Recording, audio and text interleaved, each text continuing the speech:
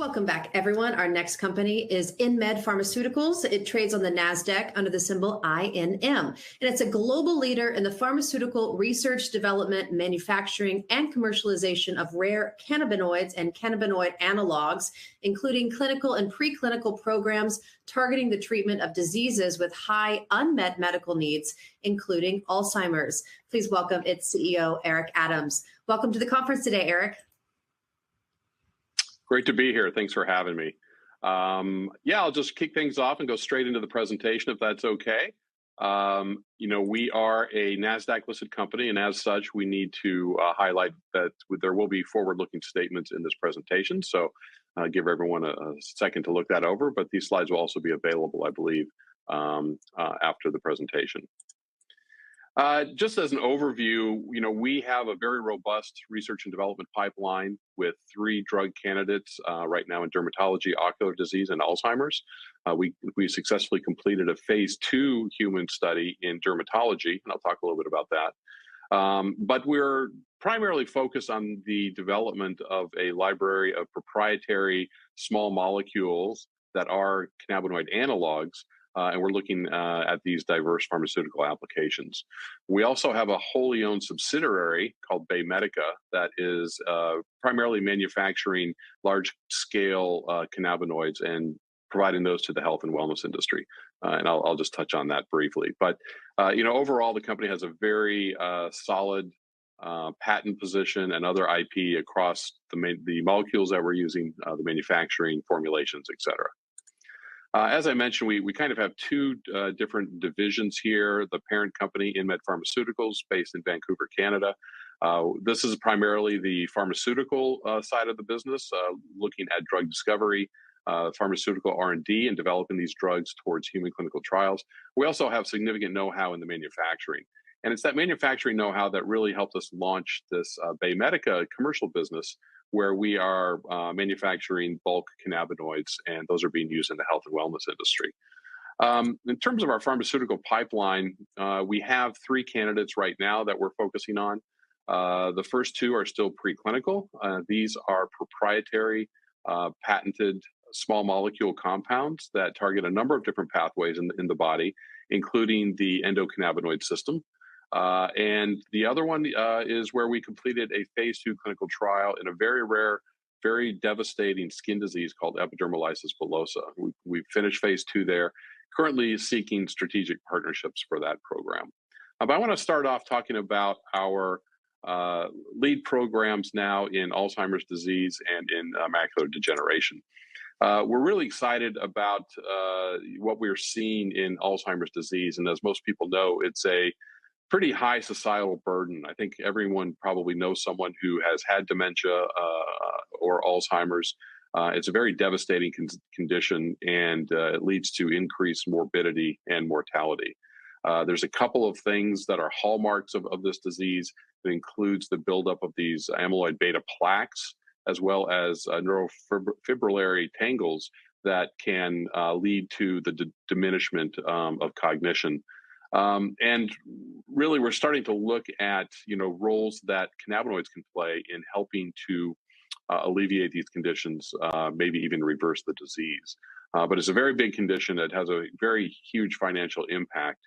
And right now, there's not a lot of good treatment options. What's out there has been shown to potentially slow the disease in some aspects, but not halt it nor reverse it. And so there's a big opportunity there for new molecules to come along and play an important role. Our compound is called INM 901. It's a small molecule that has a couple of different pathways to treat the disease. And let me see here. Let me just pull up the whole slide. Yeah, there we go. So what's interesting about this compound is, we started looking at the use of cannabinoids in this disease primarily from a neuroprotection standpoint.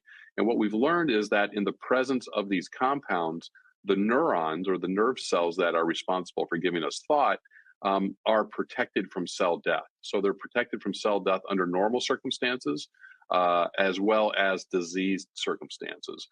so they live longer than otherwise diseased neurons. So that's the primary angle that we took. But as we started to explore more, we started doing more in vitro testing as well as in vivo testing. We started to see other effects that we didn't fully anticipate or fully understand. But now we're learning more and more about these compounds. And if you look at this kind of flow chart, this graphic presentation of the disease itself, there are a number of different things that we are starting to see. If you start in the lower right, it says A beta load. So that's the amyloid beta plaques that can build up and lead to progression of the disease. We see that our compound can reduce that, but we don't think that's the most interesting or most important effect that we're seeing. And there's other drugs on the market that can effectively reduce the amyloid beta load. So that's not really our focal point. But if you go above that in the upper right, you can see that neural inflammation is a very important hallmark of this disease and can lead to a lot of problems. We've started to see that we reduce neural inflammation, both in the biological markers of inflammation as well as in the neurons themselves. If you go to the upper left in neural protection, and again, that's what we talked about. That's the impact that we anticipated seeing, and indeed, our data is starting to show that. And the lower left, there's neurogenesis and neuritogenesis. This is the growth phase of these neurons, and what happens in the disease as these neurons that are responsible for giving us thought, as they communicate with each other, that starts to get blocked by the amyloid betas and the tau proteins. These things also start to shrink and pull away from each other. So you can imagine that it's harder for them to communicate with each other when they're farther apart and when they're blocked. So the first idea in most of the compounds was to get rid of the blockage, which they've done, but it hasn't really shown that big of an effect. But what we're seeing with our compound is that these neurons start to regrow, and there's an important biological reason for that. It appears as though the cannabinoids that our own body makes, every human makes 2 cannabinoids in their body. Those play a role in neurogenesis, in the regrowth or the initial growth of these. So we're starting to see a wide range of effects using our compound, INM 901. This is still preclinical. We're not in humans yet, but I think we've got a very interesting pathway now to start to explore fully what these effects may be. Now we're seeing all of these biological marker changes. We're seeing these cellular changes, but in diseased animal models, we're also seeing that diseased animals who are treated with INM 901 are starting to behave more like undiseased animals, like normal animals, in terms of their locomotion, their memory, and their cognition. So these behavioral changes that we're seeing in the early animal models are very very good to see. You'd rather see them than not see them, and we're trying to fully understand what the whole range of effects are. Now, endocannabinoids, people understand that cannabinoids impact the endocannabinoid pathway, the CB1 and the CB2. What we've also found out is that 901 impacts another pathway called the PPAR signaling pathway.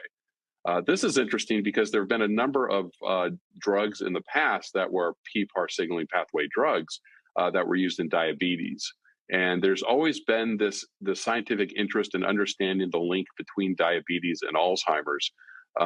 And here we may have a drug that kind of addresses this disease from many different perspectives. So we're very excited about this program, and looking forward to continuing its development. This is just a summary of the things that we've seen. We've seen it in the neuroprotection studies, in the neurogenesis studies, as well as the behavioral studies. We've seen a number of outcomes that we think are very interesting and that we're anxious to be pushing forward. Sorry, let me pull all of these up. So, in summary on the 901, it's a small molecule, systemically delivered compound that easily crosses the blood-brain barrier. That's very important because you need to get to the site of disease in order to treat it, and crossing the blood-brain barrier is not an obvious or easy thing to do. We think it could probably be delivered orally. We've seen a number of different important features of this compound: neuroprotection, neurogenesis, behavioral improvements, reduced neural inflammation, and increased neuronal function. In terms of the next steps for this program, we have data coming out midsummer on a long-term study looking at this mouse model of amyloidosis, or a surrogate for Alzheimer's. We're planning additional studies to better understand the neuroinflammation aspect.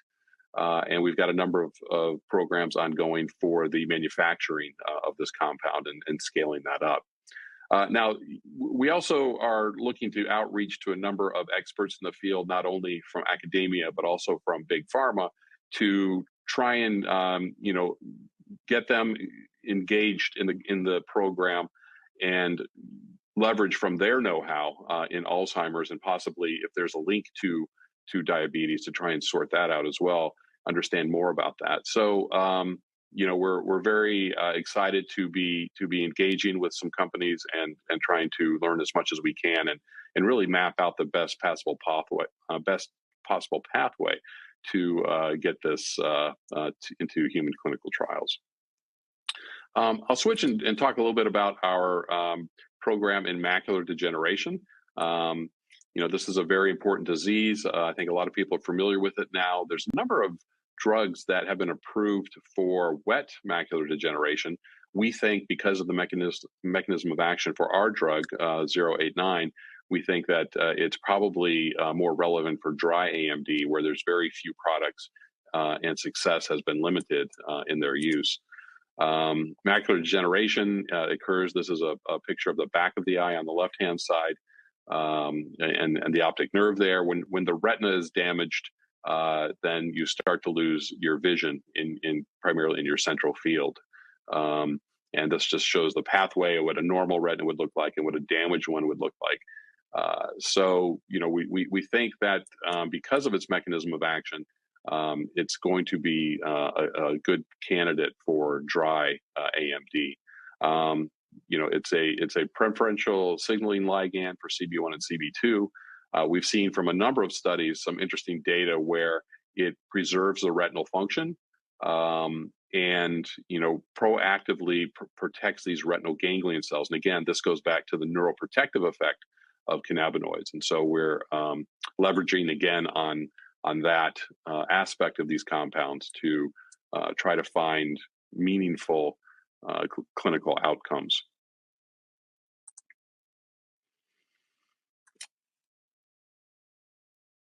Let me try and bring this all up here at once. There we go. So again, this is a proprietary small molecule drug candidate. It's deliverable via injection into the eye, which is standard course of care for retinal diseases. We've demonstrated neural protection, which is an aspect of this class of compounds that you tend to see. And in animal models, we have seen improved photoreceptor function, reduced deposits of damaging material, as well as preserving the epithelial cells and their integrity, which we think will lead to a very positive outcome in patients. The next steps, again, it's early stage, it's preclinical. We have a lot to do in terms of getting this into human studies. We need to conduct the toxicology studies required to get there. And again, this is a program where we think it should be attractive at this stage to larger companies who are active in the field of ocular disease, and maybe we can leverage off of their know-how. So I'm going to jump now and talk a little bit about the Bay Medica commercial business. I really just have one slide. And so, this really stems from the know-how that we have in manufacturing this class of compounds. Whereas our drug development, our pharmaceutical drug development activities center around proprietary novel compounds that we've created, The commercial business focuses on the cannabinoids that can be readily found in nature in the plant, and they are bioidentical to those found in the plant. So the company has nothing to do with marijuana. We don't touch the plant. Everything that we do is using chemical synthesis or biosynthesis to make bioidentical compounds to those that can be found in nature. It's a very interesting business. We've seen it, we've seen some spikes in terms of revenues, but we've seen a steady revenue growth. Right now, the trailing 12-month revenue is about $5.6 million. So it's a nice size business. It's currently profitable, so it's not taking up resources from the parent company in that regard. It's actually returning some money on our investment. We currently commercialize 4 cannabinoids. We're going to expand that a little bit. There seems to be interest from the market in other ones. And again, we just provide this as a raw material. We don't have end products that we commercialize to consumers. We sell through to the manufacturers of those compounds that eventually make it into the market. So our role is pretty limited in that regard, but we do have the know-how to do this at high scale and very low cost. And I think we're one of the lowest cost manufacturers out there. In terms of just a corporate overview, you can see here on the left-hand side, the pharmaceutical R&D is pretty deep. Most of the people involved in the company have 10 to 20 years or more experience in pharmaceutical research and development. On the right-hand side, you see the BayMedica team. Shane and Jerry have done a great job in building the business. And on the research side and understanding and developing new manufacturing processes, we have Jim and Chuck who really help advance the company.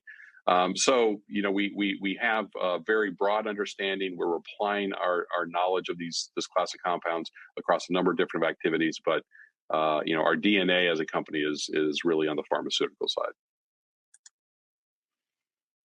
In terms of a financial snapshot, we last reported for end of March with $7.6 million in the bank, 9.6 million float. And the shares have been all over the place. I think it's not unique to our company.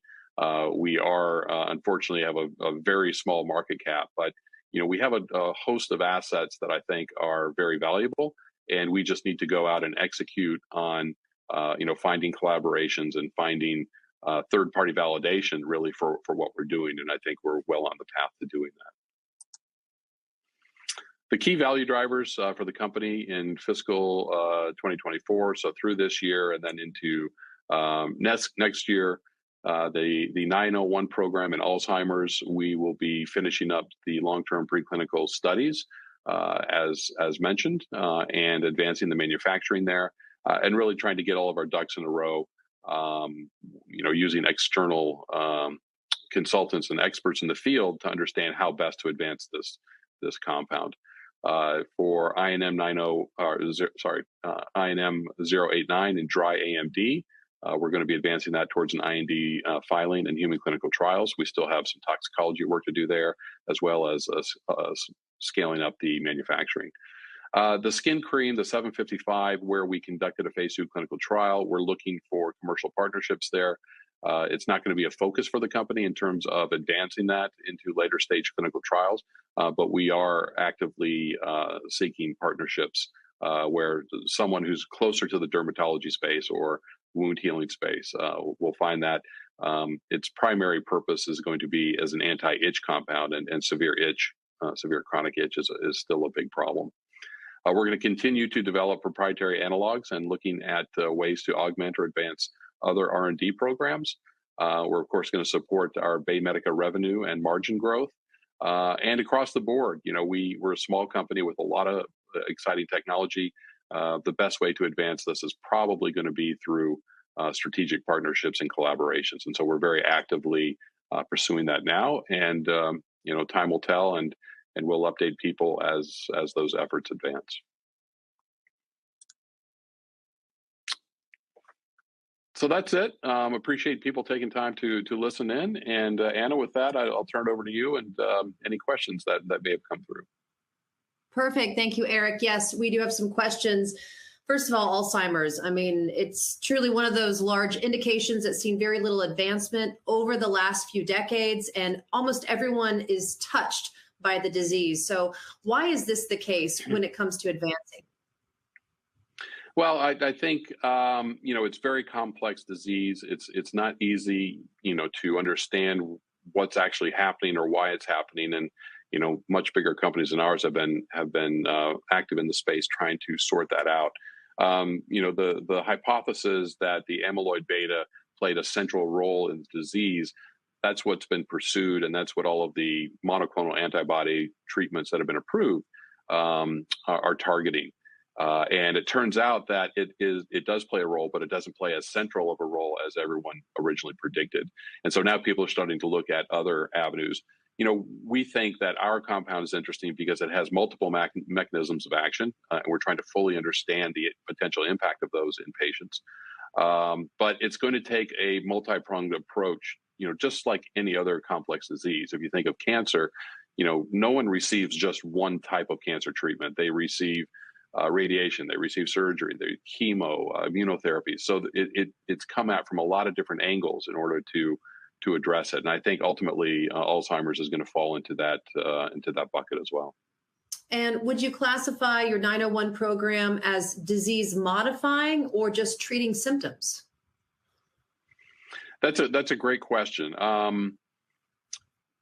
I think based on the feedback that we've gotten from external parties, it's probably going to be disease modifying.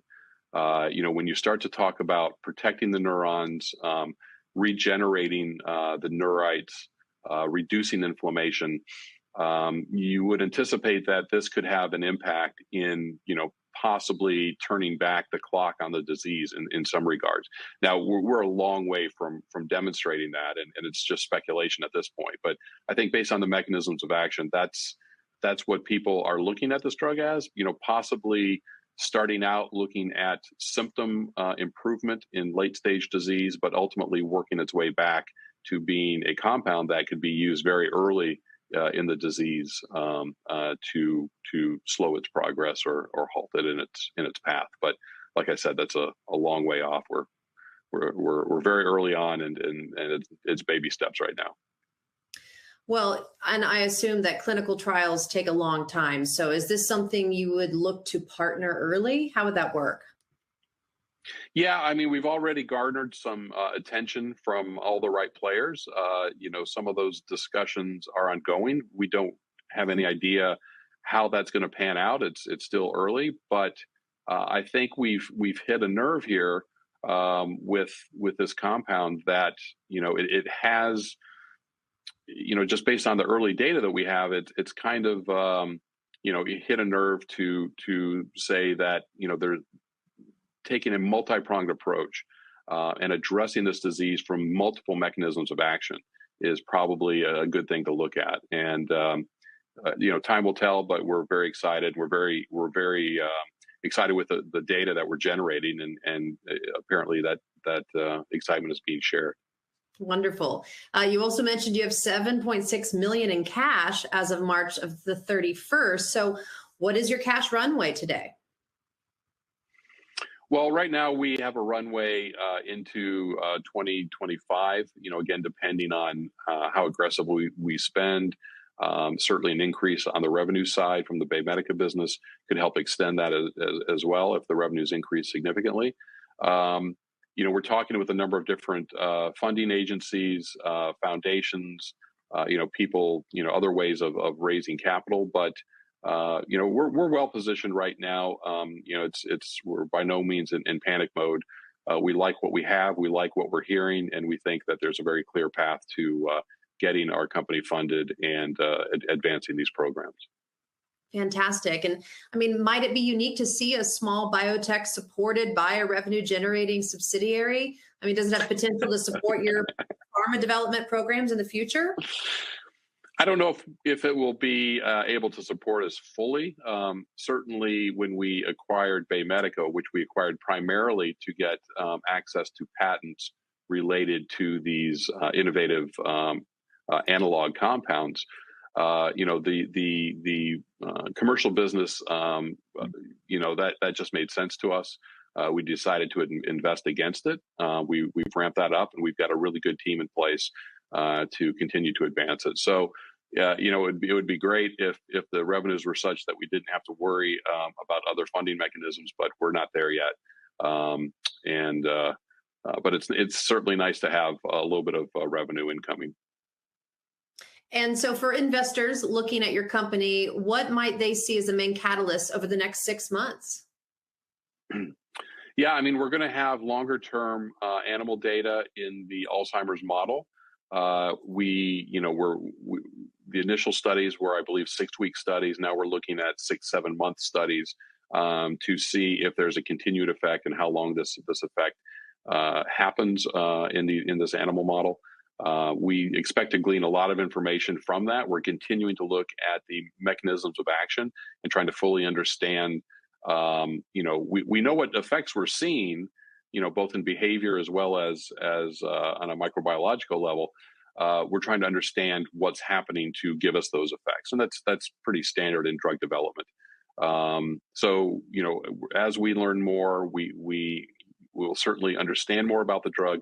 We'll understand how best to deploy it against this disease, and that goes for both Alzheimer's and macular degeneration. So, right now, very positive indications, and we'll keep people updated as we learn more. Wonderful. We thank you so much for joining us on this conference and doing very important work out there. We hope that you come back in the near future with some more updates, Eric. Great. Thanks for having me. All right, everyone, stay with us. We'll be right back with our next presenter.